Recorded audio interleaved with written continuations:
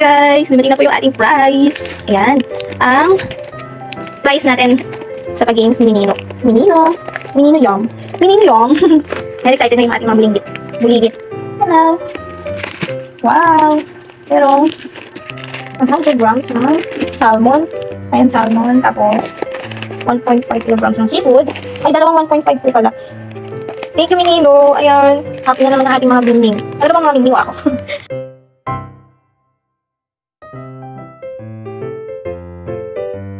Ayan, model natin for today's video. Ay! Ayan, thank you po, Minino. Hello guys! Welcome to another episode of Pusang Ina Nyo. And let me share you this lucky day na naman ng ating mga fur babies na nanalo tayo ng another key balls from Minino Yum from their crossword game. Kaya mga kapusa, huwag kayong magsasawang sumali sa mga pag-games, lalo na sa mga rescuers na kagaya namin.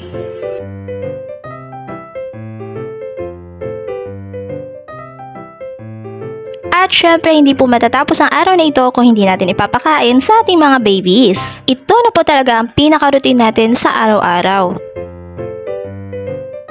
Eto nga po, meron na namang naisipan gawin ang inyong pusang ina. For sure, alam nyo na kung ano to at para kanino. Sobrang dali lamang po nitong gawin, lalo na kung creative ka. At sigurado nakita nyo na rin po ito noong dinala namin si Lingbing sa veterinarian. Gawa lamang po ito sa lumang damit at pwede rin po kayo bumili niyan sa ukay. And then tatahiin lamang po natin yan at lalagyan ng bulak galing sa mga lumang punda. Iba talaga kapag creative.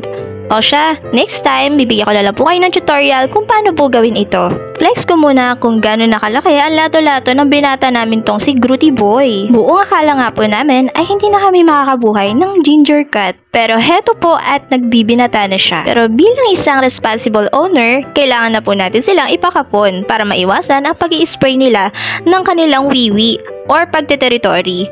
Mabuti na lamang po at napadaya dito sa lugar namin si Doc Gab dahil meron tayong free kapon sa kanya na napanalunan po natin sa ABC Pets. Sobrang nakakatuwa nga po dahil hindi kami nahirapan na bitbitin si Grooty Boy sa labas since hindi po talaga sila sanay na lumabas ng bahay. Alam nyo ba mga kapusa na sobrang daming benefits ng pagpapakapon?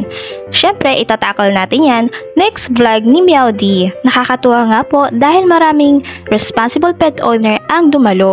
Isa na po dyan si nanay na dala-dala ang kanyang dog rescue. Biruin nyo po kahit senior na siya ay dinala niya po ang kanyang aso. Syempre hindi kinalimutan ni Meowdy ang pag-ninyelfie at pagla-live that day. At after nga lang po ng 3 hours na pagkakapon ni Doc Gab, eto na nga po ang itsura ni Grooty Boy. Ayan, at todo flex na po siya kahit wala na po siyang lato-lato. Ewan ko nga po ba mga kapusa kung bakit nga ba ito talagang pinaka-favorite position niya matulog. Talaga namang komportable na po siya dito po sa amin. Kita-kits po tayo sa susunod mga kapusa. Salamat po sa panunood!